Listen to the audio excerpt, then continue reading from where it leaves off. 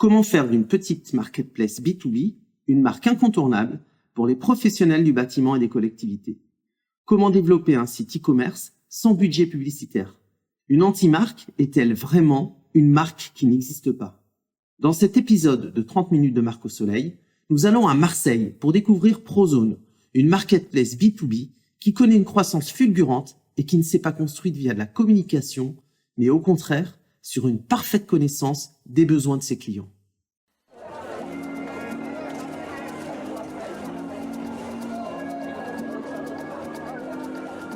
Bienvenue dans 30 minutes de Marque au Soleil, le podcast qui met en lumière les marques créées dans le Grand Sud.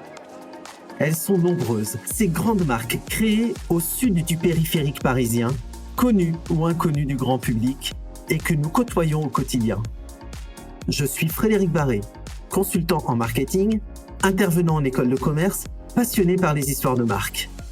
Nous allons passer un moment avec leurs créateurs, leurs dirigeants ou leurs responsables de la com et partager leurs valeurs, leurs enjeux, leurs stratégies et leurs innovations.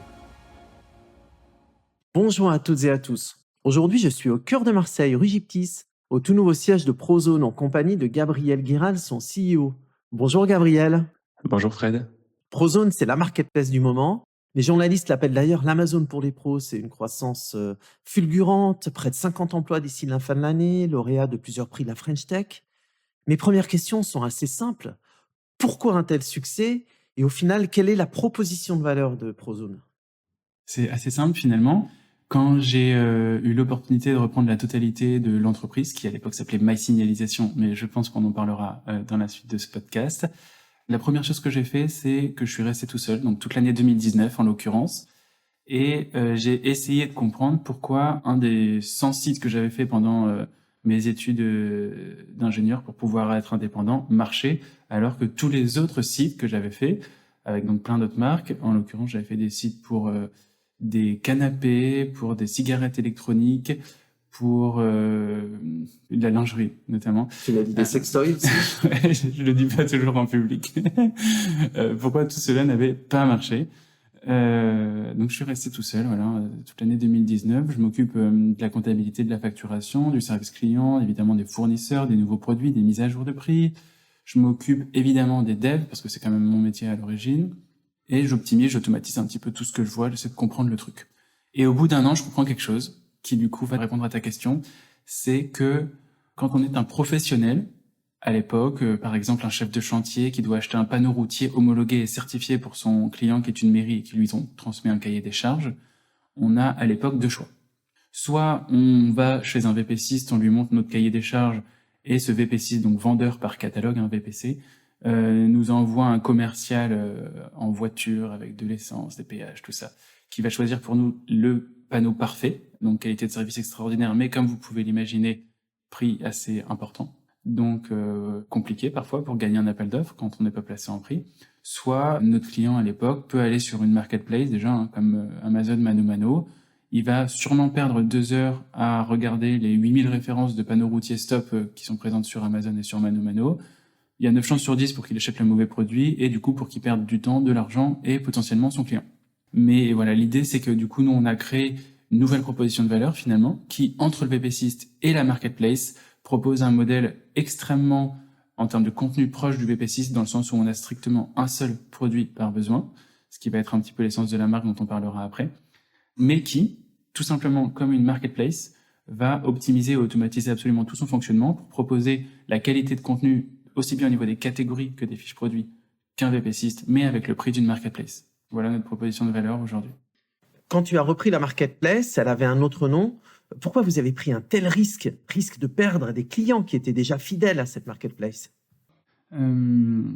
Écoute, c'est assez simple comme question dans le sens où on était donc à l'origine uniquement un vendeur de panneaux de signalisation, on s'appelait MySignalisation. Quand on a commencé à vendre autre chose que du panneau de signalisation, naturellement, ce nom n'était plus vraiment adéquat. Et ça nous a pris quand même pas mal de temps, pour le coup, de trouver un nouveau nom, mais ça s'est imposé à nous quand on a commencé, par exemple, à avoir des places assez importantes sur la vente en ligne d'enrobés à froid, de ralentisseurs routiers, de mobilier urbain en métal, en bois ou en béton. C'était plus vraiment de la signalisation, quoi. D'accord. Et donc, comment vous avez fait pour changer de nom? De manière Alors, très pragmatique. Vous avez, ok. vous avez pris une agence? Non, pas du tout. Alors, j'ai demandé en effet à une amie de Sciences Po de m'aider. Ça a participé, on va dire, au processus de découverte, mais ça a pris vachement de temps parce que j'avais des espoirs, on va dire des contraintes assez importantes. En l'occurrence, je voulais absolument un nom internationalisable qui soit donc prononçable dans quasiment toutes les langues, en particulier dans les langues anglophones et hispaniques. Je voulais maximum 2, 3 syllabes, 6, 7 lettres, pas plus, quelque chose de vraiment simple. Et je voulais naturellement que ce soit un nom qui évoque quand même un minimum le marché que l'on adresse. Donc on a eu vraiment plein de discussions sur plein de noms dont je pourrais même plus me rappeler, mais est-ce que je pourrais vous en donner quelques-uns là? Goldorak. Je me rappelle qu'il y avait eu ça un moment. C'était des sessions de brainstorming avec Ouais, l'équipe? tout à fait. Il y avait eu Gros Matos, mais ça faisait un peu pornographique. Donc on a... C'est-à-dire du on l'a matos. éliminé. Grosmatos.com, ouais. Et surtout, on voulait que le .com soit disponible, ce qui quand même en 2021 est juste impossible, quoi. Et au détour d'une discussion totalement inattendue pour le coup avec le père de ma femme, il me dit de manière très innocente, mais en fait vous êtes une espèce de truc pour les pros, vous êtes la zone des pros, quoi. Donc tu devrais appeler ton site Zone Pro ou Zone des Pros ou Prozone ou je sais pas quoi. Et de manière tout aussi innocente, du coup, je tape prozone.com sur mon navigateur et je me rends compte que c'est dispo à la vente.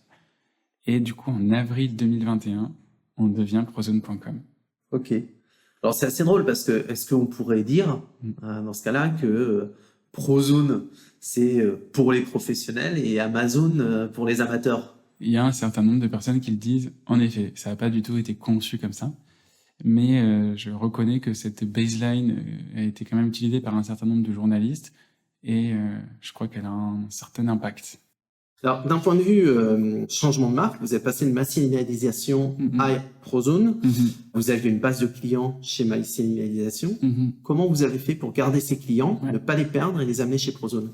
Alors, là, on rentre un peu dans la technique pour le coup, mais ça a pris entre 6 mois et 1 an. Partout où il y avait marqué MySignalisation, on l'a remplacé par MySignalisation devient Prozone pendant 3 mois et ensuite, pendant 3 mois, Prozone est devenu MySignalisation.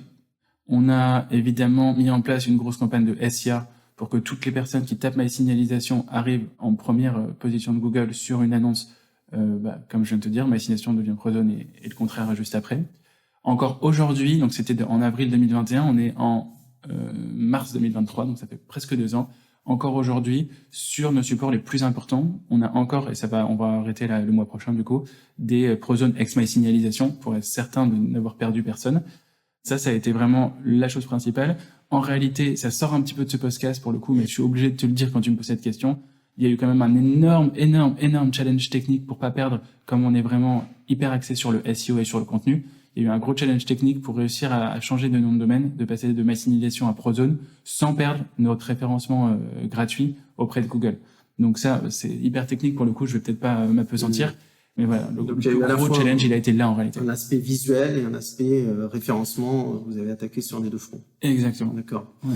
Donc justement, d'un point de vue visuel, vous avez un logo qui s'appelle Prozone, qui est facilement reconnaissable. Pourquoi ce logo? Pourquoi cette cible? Qu'est-ce que ça veut dire?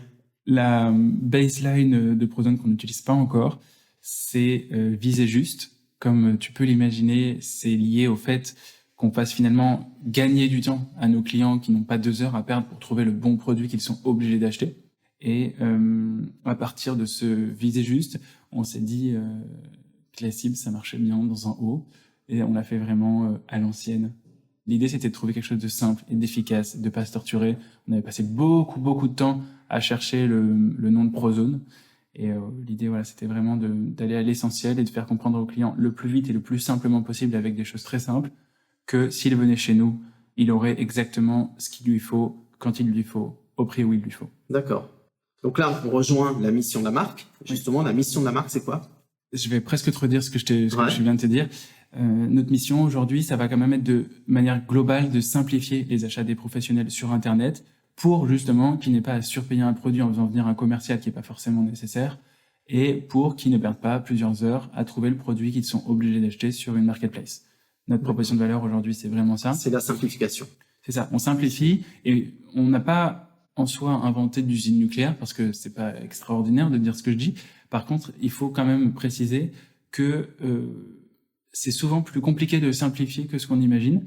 En particulier, Prozone reste une marketplace. Nos produits sont envoyés pour 70% d'entre eux directement du fabricant français. Pour le reste, ils sont importés et stockés par nous-mêmes, hein, bien sûr. Mais il faut bien comprendre que du coup, derrière, par exemple, une de nos 3 fiches de ralentisseurs routiers, le 15, le 30 et le 40 km/h, il y a pour autant une dizaine de fabricants derrière qui sont totalement opaques pour le client parce que selon moi, ça n'a aucun intérêt de demander au client d'où il veut que ça parte et de chez qui il veut que ça parte. Donc ce qu'on fait, nous, en amont de ça, c'est qu'on consulte énormément de fabricants, qu'on comprend tous les besoins, qu'on construit une catégorie avec le moins de produits possible pour répondre au plus de besoins possibles et que avec une apparence totale de retailer, de détaillant spécialisé qui stockerait tout lui-même. Pour autant, en back-office, de manière cachée pour le client, au niveau du service client chez nous, on est une marketplace avec un énorme algorithme d'intelligence artificielle qui, selon une dizaine de critères, va aller choisir pour chaque commande la meilleure combinaison possible de fournisseurs pour répondre à la commande de chaque client, sachant que, comme je l'ai dit, pour chaque déclinaison de chaque produit sur le site, on peut avoir une dizaine de fabricants différents de chez qui ça peut partir. Avant le podcast, tu m'as dit Prozone, c'est l'anti-marque par excellence. Ouais. Pourquoi Pour revenir un peu à mon histoire perso et aux dizaines de sites que j'ai fait qui n'ont pas marché, en particulier donc des sites plutôt B2C et plutôt achat superflu, comme je l'appelle. Enfin, pas obligatoire, en tout cas, ils vont pas mourir s'ils n'achètent pas un canapé, à ma connaissance. Je pense que j'ai connu quand même un certain nombre d'échecs parce que je suis assez mauvais en marque. Et aujourd'hui, Prozone, la raison pour laquelle je pense que ça marche et pour laquelle on est bon sur ce sujet-là, c'est que on se focalise vraiment sur un achat contraint dans lequel le facteur clé de succès n'est pas la marque, ce qui va faire que tu vas acheter un t-shirt Sandro et pas un t-shirt H&M concrètement, parce que les deux c'est des t-shirts et les deux ils correspondent aux mêmes besoins. Nous, du coup, on a vraiment enlevé toute cette partie superficielle, superflue, je sais pas comment l'appeler, en tout cas qui ne correspond pas à un besoin, sans aucun jugement de valeur pour le coup. Et on se concentre uniquement en B2B sur de l'achat contraint, dans lequel, en réalité, notre marque veut dire qu'il n'y a pas besoin de marque. Et d'ailleurs, c'est en ce sens-là que Prozone n'est pas présent partout. C'est très light. On est vraiment, tout notre site est hyper rationnel, fonctionnel et orienté sur le besoin. Et notre marque s'efface en réalité aujourd'hui vis-à-vis justement de cette contrainte fonctionnelle-là, au point de devenir une espèce pour moi d'une anti-marque, je sais pas comment l'appeler autrement, mais qui signifie que chez Prozone, il y a zéro marketing superflu par rapport à notre proposition de valeur qui est vraiment reliée à l'achat contraint. Mais si tu veux, on n'a pas de produit Prozone, on n'a pas de marketing à proprement parler au sens propre du terme relié à la marque. D'accord. Alors, le point, c'est que j'entends que ce soit une anti-marque, mais à un moment, votre client va quand même s'approprier la marque Prozone pour y retourner. Donc justement, quel est le process d'achat à ce moment-là? Ouais. Alors c'est vraiment pour y retourner parce que pour le coup, notre acquise client aujourd'hui ne se fait sur le besoin. Et donc très concrètement, un client qu'on va acquérir nous aujourd'hui, c'est environ, pour donner une petite stat quand même, sur 100 commandes en moyenne par mois, on a entre 35 et 40 commandes d'anciens clients et donc tout le reste de nouveaux clients. Donc on a une très très forte acquise et un fort taux de recommande. Mais du coup, un nouveau client chez nous, il n'arrive jamais par, en gros, en tapant Prozone sur Google. Il arrive en tapant panneau routier, ralentisseur routier ou mobilier urbain. C'est des termes un peu trop génériques en réalité, c'est pas ça. Mais c'est seulement une fois qu'il a connu l'expérience Prozone, qu'il a vite trouvé le produit dont il a besoin au bon prix, qu'il a été livré dans les délais, avec un service client téléphonique joignable, ce que tu n'auras jamais sur Amazon, que la deuxième fois, il va taper Prozone et voir si on a ce qu'il veut, ou carrément même nous envoyer un email en mode je vais pas perdre de temps, c'est génial, quoi. Mais elle se fait vraiment via l'expérience, notre, je sais pas comment l'appeler, mais notre installation de marque. Votre ADN? Ouais. Ça fait ouais, une expérience, d'accord. Ouais. Et aujourd'hui, vous avez des éléments qui permettent de connaître l'image de la marque Prozone, même si c'est une anti-marque. Est-ce que vous avez des éléments qui vous permettent de suivre cette notoriété, cette image de marque? Pour le coup, notre ADN côté technique, c'est vraiment d'être dans la data. C'était mon métier, j'étais data scientist. Voilà. Donc, on va avoir une approche, encore une fois ici, très rationnelle, très chiffre, Donc, nos éléments, ça va jamais être, par exemple, des études de quali ou quanti, pour le coup, quelle qu'elle soit. Ça va vraiment être de la data pure, généralement. Donc, typiquement, un des gros trucs qu'on utilise pour suivre l'évolution de notre marque, c'est le nombre de requêtes exactes Prozone dans Google tous les mois. Et c'est sûr que ça augmente énormément. D'accord. Et donc justement, cette e-réputation, vous avez comment vous la traquez au-delà des requêtes Google? Vous avez des avis vérifiés, des choses comme ça? C'est ça, très classique pour le coup Des dans le choses e-commerce. classiques. Là où on va être peut-être assez bon par rapport à certains concurrents, c'est qu'on donne vraiment énormément d'attention, a fortiori aux mauvais avis, aux moyens avis. On rappelle littéralement tous les clients et de manière exhaustive, on propose toujours des gestes commerciaux ou des façons de faire en sorte que le client soit finalement au global content de son expérience Prozone, parce que c'est vraiment c'est capital. C'est capital pour nous dans le sens où c'est ça qui fait qu'on construit notre marque et rien d'autre. Il n'y a pas de marketing. On pousse pas les gens à aimer Prozone pour une autre raison que l'expérience. Donc, à partir de ce moment-là, on se doit d'être strictement irréprochable sur nos avis, que ça soit avis vérifié, du coup, ou Google Avis, parce qu'on a une page Google My Business, bien sûr. Et voilà, on rappelle systématiquement les clients, on essaie de comprendre ce qui va pas, de mettre en place des choses pour pas que ça arrive, évidemment. Et on fait toujours des gestes commerciaux. Et généralement, ce qui se passe, c'est que les clients, de même, adaptent leur avis en disant, problème, mais les gars ont été honnêtes, ils m'ont remboursé ou quoi que ce soit. Donc franchement, je recommande, ça peut arriver. Et en tout cas, ils étaient là, ils ont assumé leurs responsabilités. D'accord. L'idée, c'est vraiment ça. T'as une équipe de combien de personnes? Juste pour le service client? Oui, pour le service client. On doit avoir 6 personnes. 6 personnes? Ouais. Qui va grossir d'ici la fin de l'année, probablement, ouais. d'après ce que j'ai pu lire. Okay. Ouais. On est dans un monde d'engagement aujourd'hui. Ouais. J'ai vu sur le site qu'il y avait des valeurs. Ouais. C'est quoi les valeurs de Prozone? Les valeurs qu'on indique sur le site, elles sont encore pas totalement travaillées. On est vraiment en cours aujourd'hui là de travail vraiment sur ces sujets-là, parce elles sont encore, pour être hyper franc avec toi, assez superficielles. Et je pense qu'elles se traduisent pas encore partout comme j'aimerais que ça soit le cas en tout cas. Donc c'est un travail en cours. Mais de ce que je peux te dire aujourd'hui, Prozone, c'est une espèce d'équilibre entre deux extrêmes qui paraissent sur le papier irréconciliables et qui pour autant, pour moi, font quelque chose d'extraordinaire quand elles sont mises ensemble. C'est donc un mélange de convivialité, on en parlera peut-être après, mais c'est une valeur qui correspond énormément à nos clients, énormément, parce que c'est souvent des hard workers. Voilà, on est dans le BTP, c'est des gens qui commencent à 6 heures, qui sont dans le froid, dans le vent, sous la pluie, en train de malaxer du béton. Enfin, c'est pas marrant, quoi. Donc, première valeur, convivialité. Deuxième valeur, goût du travail bien fait, qualité extrême, exigence extrême même. C'est vraiment deux trucs qui sont un peu aux antipodes et qui, pour autant, font en sorte aujourd'hui que nous, chez Prozone, on arrive à délivrer un service d'extrême qualité en étant hyper exigeant avec nous-mêmes. Le tout, du coup, en s'entraidant tous ensemble, en ayant quand même une convivialité assez importante qui se voit du coup dans nos bureaux, comme tu peux peut-être le constater. Voilà pour nos deux grosses valeurs. Mais si je dois un petit peu aller plus loin sur la marque et plutôt sur le côté client, c'est peut-être ce qui va t'intéresser le plus. Aujourd'hui, Prozone, en termes de valeur perçue, ça va être donc évidemment la qualité, qualité de contenu, ça ressort tout le temps. Qu'est-ce que votre site est clair, qu'est-ce que c'est bien écrit, je trouve toutes les infos qu'il me faut, qu'est-ce que votre service client répond vite, qu'est-ce que vous répondez vite au devis, etc. Donc beaucoup de qualité, de rapidité d'exécution, mais on est vraiment dans une bonne expérience, tu vois. Je sais pas si c'est une valeur, la bonne expérience, mais voilà. On essaye évidemment aussi avec juste ce téléphone, ça paraît bête, mais il y a beaucoup de marketplaces, voire la totalité des grosses marketplaces aujourd'hui qui n'ont plus de service client par téléphone. Nous, on l'a en interne avec des techniciens en France, évidemment.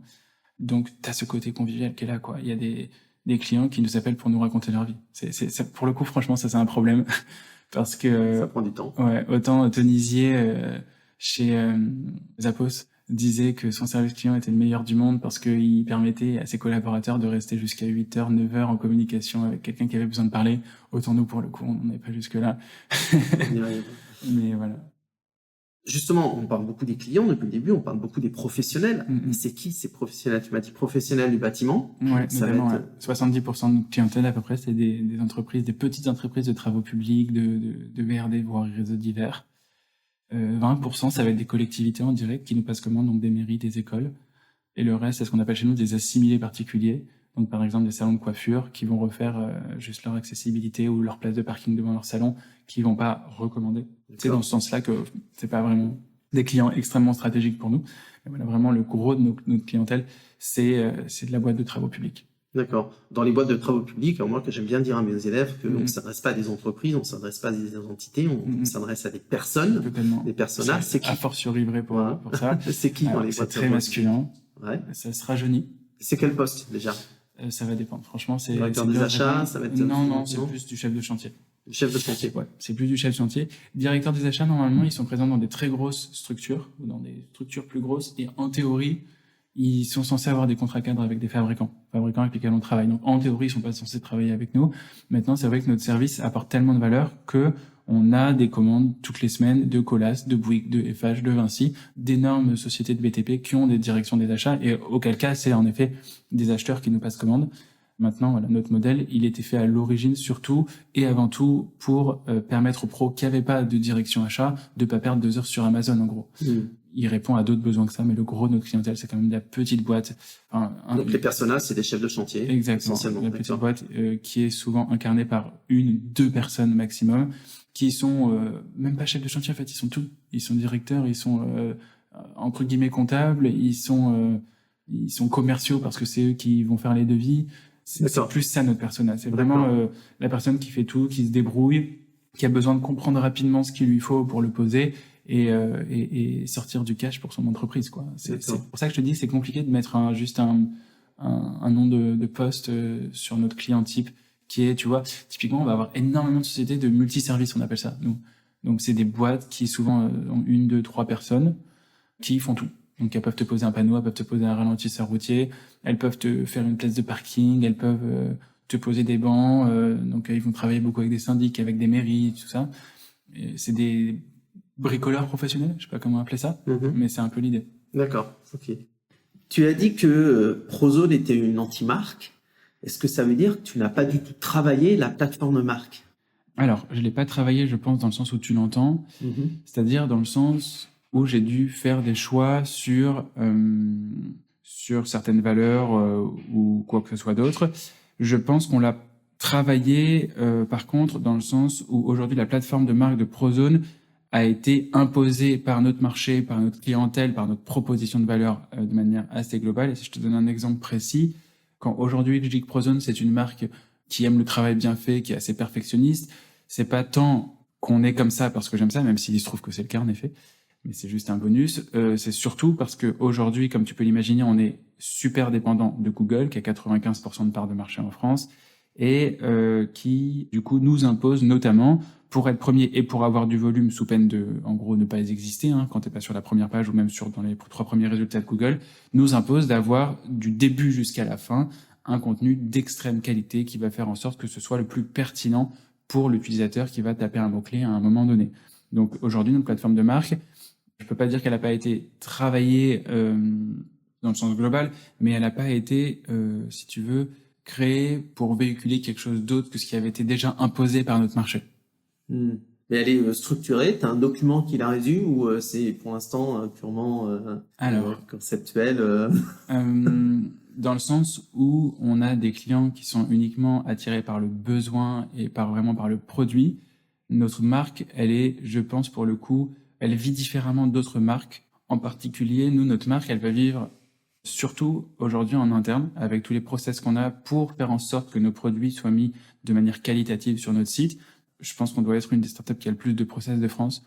On doit franchement avoir des centaines de pages de process et on va dans des détails que tu peux même pas imaginer pour vraiment s'assurer que tout le contenu soit d'extrême qualité et homogène. Après, naturellement, on a quand même des documents, on a un pôle communication et on a des documents qui concernent notre charte graphique, nos couleurs, nos polices, donc c'est assez factuel finalement. Charte graphique. Voilà, c'est quand même le niveau 1, je sais pas si je peux appeler ça comme ça, le niveau 1 de la marque. On va pas aujourd'hui jusqu'à, par exemple, comment Prozone parle. Tu vois, on a une petite base là-dessus qui est pas hyper, pour le coup, processisée, formalisée, mais c'est pas quelque chose qui est super formel chez nous. Et si tu demandes qui est Prozone, je pense à tous nos collaborateurs, l'immense majorité vont te parler de stratégie, de pourquoi on fait ce qu'on fait, pourquoi ça a du sens pour nos clients, plutôt que de te dire que Prozone est une marque qui parle de cette manière-là ou pas. On n'est pas, je pense pas que dans la tête de nos propres collaborateurs, ils comprennent que quand tu parles de Prozone, tu parles d'une marque. pour moi, aujourd'hui, Prozone, ça a été imposé non pas comme une marque, mais comme une solution, comme une réponse à un besoin. C'est assez factuel, c'est assez technique, c'est assez froid, mais on est plus dans cet univers-là aujourd'hui que dans un univers chaud de marque qui fait appel aux sentiments, aux émotions. On n'est pas vraiment dans ce registre-là. D'accord. Tu as parlé de l'équipe. Aujourd'hui, l'équipe marketing, l'équipe, tu as parlé de l'équipe communication. Quel profil ou quelle compétence, quel comportement il faut avoir pour rentrer dans l'équipe marketing ou communication de Prozone? Alors, les postes ouverts sont principalement du coup sur le marketing plus que sur la communication, qui n'est pas le pôle où l'on recrute le plus. Le pôle marketing, par contre, évidemment, là, on recrute énormément parce que on a concrètement besoin d'aide pour faire augmenter la taille de notre catalogue, améliorer ce qui est améliorable, parce qu'il y a toujours des améliorations à faire. Et comme tu peux t'en douter, notre croissance vient de là, a fortiori. Donc c'est vraiment quelque chose qui est très important pour nous. Aujourd'hui, pour intégrer Prozone sur ce pôle-là, par exemple, il y a évidemment d'autres postes pour voir. Pour intégrer ce pôle, il va falloir être curieux, évidemment. Il va falloir être perfectionniste, il va falloir avoir envie de challenge, dans le sens où, et contrairement à ce que je disais un peu plus tôt, ça peut paraître extrêmement simple de mettre un produit sur Internet. Dans la réalité des choses, si on veut que ça marche, il faut qu'on soit en gros premier sur Google. Si on veut être premier sur Google, on n'a pas le droit à la moindre erreur. Et quand on parle d'une série d'une centaine de choses à faire, ne pas faire d'erreur sur une série de 100 choses, honnêtement, c'est quasiment impossible. Donc, il faut des personnes qui soient extrêmement, je vais utiliser un terme un peu trop fort, mais c'est volontaire, bornées. Il faut vraiment être énervé, dans le bon sens du terme, j'aime bien ce mot-là, énervé de faire les choses bien et de jamais s'arrêter, d'être vraiment obnubilé par le fait de ne pas s'arrêter tant qu'on n'est pas premier sur Google et tant qu'on n'a pas pris tout le volume en France, parce que c'est possible avec notre modèle. Par contre, il faut être tenace. Donc voilà, c'est des qualités qui vont vraiment être la base de ce qu'on recherche sur ces postes-là, avec évidemment un plus pour de l'expérience, parce que quand on a fait ça pendant 4 ans et qu'on a réussi une ou deux fois à faire cette suite de 100 choses à faire correctement, il y a plus de chances pour qu'on le reproduise que quand on arrive et qu'on sort d'école. C'est juste normal, c'est l'expérience. Il n'y a pas énormément aujourd'hui de personnes qui font le métier qu'on fait, donc c'est assez rare, très honnêtement, que je croise des gens avec de l'expérience dans ce système-là, mais c'est une capacité aussi de rédaction. Ouais, bien sûr. Capacité rédactionnelle. Ouais. Bon, pour le coup, malgré ce que l'on dit, je trouve que les nouvelles générations savent écrire quand elles veulent écrire. Voilà, c'est pas, ils peuvent faire quelques fautes. On a aujourd'hui des correcteurs qui marchent extrêmement bien. Les capacités rédactionnelles aujourd'hui, encore une fois, nous on reste dans du produit factuel, dans une réponse à un besoin. Il s'agit pas d'essayer de mettre de l'émotion dans un texte avec des allitérations et des assonances. Tu vois, l'idée c'est quand même de répondre, de se mettre à la place du client et de répondre à un besoin. Je vais même te dire, et aller plus loin, même si c'est caricatural, s'il y a des fautes, je m'en fous, des fautes d'orthographe. Peut-être que même si tous les Français font la faute, il faut absolument qu'il y ait la faute. Si dans carrelage, qu'on vend pas encore pour le moment, mais il y a la plupart des Français qui mettent un L au lieu de 2 L, clairement on mettra un L. Ça tombe bien. Il y en a un seul. Il y en a qu'un seul. Mais non, c'était une blague. Il y a 2 heures. Oups. Bon, je suis l'exemple même. Bah voilà. C'est bien joué. Bref. Ok. En termes de communication, tu t'es exclusivement concentré sur le référencement de Google. Il y a beaucoup de marketplaces, de back market, mano qui sont sortis de 100% digital pour aller vers des leviers offline en communication. Qu'est-ce que tu en penses? Alors, c'est une grosse question que tu peux t'en douter, je me pose depuis le début quasiment de l'aventure, parce que c'est quand même a priori un risque d'être dépendant de Google, tout simplement. Le sujet, si tu le prends d'un autre angle, est le suivant. On est sur une clientèle strictement de B2B, donc en gros, entre 5 et 10% de la France, sur un achat contraint. Donc tu vas avoir plusieurs problèmes. Le premier, c'est que si on fait une communication de masse, type mano back market, on va payer 100% pour potentiellement intéresser 5 ou 10%. Et là, tu vas me dire, oui, mais Conto l'a fait. Et t'as raison. La différence, c'est que Conto a levé 150 millions, 50 millions, 200 millions, bref. Ils ont beaucoup d'argent à cramer. Donc, ils n'en ont rien à faire de perdre 90% de leurs dépenses. Ce qui, nous, n'est pas notre cas. Ils sont pas contents chez Conto. Désolé, Conto. Mais non, mais j'admire ce qu'ils ont fait. C'est juste qu'on fait pas la même chose. Mais pourquoi pas le faire en vrai? On n'a pas les mêmes fonds, surtout. Ouais, on n'a pas les mêmes fonds et même pas les mêmes volontés, parce qu'en soi, on pourrait essayer de lever des fonds pour faire ça. Et d'ailleurs, si ça se trouve, je le ferai demain. Tu vois, je ferme la porte à rien du tout. J'ai juste qu'aujourd'hui, on est totalement autofinancé. on n'a jamais levé de fonds et que ça, c'est juste impossible pour nous parce que ça coûte trop cher de targeter 100% en offline pour avoir du 5% à la fin, juste qui est même intéressé par le message, pas qui convertit. Hein. Y a ce problème-là. Le second problème, c'est d'ordre plutôt logique selon moi, mais à challenger toujours, hein, c'est pas parce que j'ai des idées qu'elles sont bonnes, c'est que quand tu es sur un achat contraint, un achat même strictement contraint pour un professionnel, mais le mot important c'est contraint, tu peux pousser tous les panneaux du monde que tu veux, dans toutes les pubs du monde que tu veux. Si le mec n'a pas besoin de panneaux comme toi, tu pourrais avoir besoin d'un t-shirt en B2C sur un produit, ce que j'appelle superflu, ben, il achètera pas de panneaux. Donc en fait, pour moi, ce qui est important pour nous aujourd'hui, c'est d'être là au moment où le gars en a besoin. Parce que tu pourras pas forcer qui que ce soit, quel pro que ce soit, à acheter un panneau s'il en a pas besoin. Et c'est pour ça qu'aujourd'hui, j'ai rien trouvé, malgré quand même pas mal de tests, de plus rentable en termes de ROS, de Return on Ad Spend, que ce qu'on va appeler du coup du inbound, et en particulier SEO, SEA, SEM, quoi, de manière générale. Mais on reste du coup dépendant de grands acteurs. Et aujourd'hui, je vois pas exactement comment je peux aller chercher le ROS qu'on a en digital sur du offline. Et surtout, c'est le dernier point peut-être, on a encore beaucoup à faire sur du digital, sur en particulier des nouveaux produits pour faire progresser notre chiffre d'affaires, pour avoir besoin d'aller ailleurs et en offline en particulier. Tant qu'en fait, si tu veux, on a notre ROAS énorme qu'on arrive à garder de jour en jour en faisant progresser notre chiffre d'affaires, pourquoi aller ailleurs pour dépenser la même chose et gagner moins? En fait, c'est ça. Sachant que nous, on a la contrainte que d'autres n'ont pas, c'est qu'on a des fonds limités. Je pense que si on avait levé des centaines de millions d'euros et qu'on avait des fonds illimités, on aurait certainement mis quelques millions un peu partout, juste pour voir ce qui se passe. Et ça se trouve, on aurait peut-être eu des bonnes surprises d'ailleurs. Avec les fonds limités qu'on a, on est quand même dans une approche héroïste, clairement, et bon père de famille, je sais pas comment tu veux l'appeler, mais où clairement on fait assez attention à ce qu'on dépense et on fait des micro-tests et dès qu'on n'est pas convaincu à 1000% qu'on va avoir un ROAS de 10, en gros, on peut impacter notre rentabilité et du coup on le met de côté, quoi. Vous êtes toujours dans du test and learn à ce niveau-là.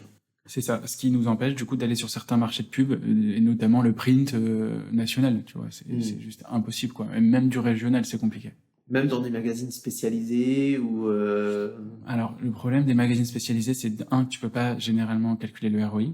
Ouais, c'est vrai. Et deux, qu'il y a 9 magazines sur 10 qui sont des arnaques. D'accord. Et comme j'ai jamais été un ouvrier en industrie ou je sais même pas, ou un cadre en industrie, je sais pas qui lit ces magazines industriels, très honnêtement, parce que j'ai même jamais vraiment vu un magazine dans une industrie. Je suis pas hyper convaincu que ça soit rentable. D'accord. Voilà. On a fait des tests qui se sont avérés plutôt mauvais. Alors, notamment dans la Gazette des communes, qui est un magazine qui est censé être lu par les communes. Ça a l'air de te parler. Ah, pas du tout. Ah, voilà. Okay. Pas du tout. Donc, bon, bah, écoute. Je sais pas quel impact ça a eu. Absolument aucune idée. Je peux juste te dire que entre avant et après, on n'a pas plus de commandes de communes. Donc, je pense que ça n'a eu aucun impact. Ou alors que ça a le fameux impact long terme du branding. Qui est très intéressant, mais on n'a pas le temps, en fait. On n'a pas d'argent à brûler en espérant qu'un jour, peut-être, tu vois. Aujourd'hui, on essaie de se faire remarquer par la qualité de notre offre sur de l'inbound. Et si déjà on arrive à faire ça, c'est bien. Et on a une belle croissance et une belle renta déjà. Gabriel, si tu avais une baguette magique, qu'est-ce que tu aimerais que l'on dise de Prozone en tant que marque dans 10 ans? Je vais te répondre peut-être en termes de ressenti, en termes d'émotion pour le coup, parce que c'est vraiment là pour moi où la marque est forte, où la marque a du sens. J'aimerais qu'un professionnel dans 10 ans qui parle de Prozone ressente son histoire, je cherche un mot un peu différent, mais c'est pas grave, ça va se comprendre. J'aimerais qu'il ressente son histoire son parcours avec Prozone, comme une relation avec quelqu'un qui l'aide, qui est là pour lui, qui lui fait gagner du temps et qui, entre guillemets, ne l'arnaque pas. Tu vois, on a des prix tout à fait corrects. Aujourd'hui, on oppose souvent un très bon service à payer très cher. Et je pense qu'aujourd'hui, avec notre modèle, on peut avoir quelque chose de raisonnable en prix, mais de super qualitatif en conseil, en aide. Et si on fait quelque chose de bien avec Prozone, je pense que ça serait vraiment d'être reconnu de manière unilatérale par nos clients, sans qu'on ait à leur pousser ce message trop, tu vois, t'as compris. Un vrai partenaire de confiance. Ouais, c'est ça, un partenaire de confiance, mais dans les faits. Pas juste parce qu'on a dit qu'on était de confiance. Un ami. C'est ça, mais dans les faits. Prozone est un ami. Ouais, un ami professionnel. Comment ça s'appelle un ami professionnel? Un partenaire? Partenaire, oui. C'est bien ça. Ouais. Prozone, votre partenaire achat. Ouais. Il y a Darty qui va nous tomber dessus si on dit ça. Non, mais un ami, c'est une mission aussi que vous donnez. C'est l'ami de confiance et professionnel. Là, ça peut être ce genre de choses. Exactement. Ça peut être un bel objectif, je crois. C'est pas mal. Merci Gabriel. Je souhaite une longue vie à Prozone et on va le suivre avec attention. Merci Fred. Vous venez d'écouter 30 minutes de Marc au Soleil. Si vous avez aimé ce podcast, n'hésitez pas à lui mettre des étoiles, à le partager avec des amis sur les réseaux sociaux et bien entendu à faire des commentaires. Rendez-vous dans 2 semaines pour le prochain épisode.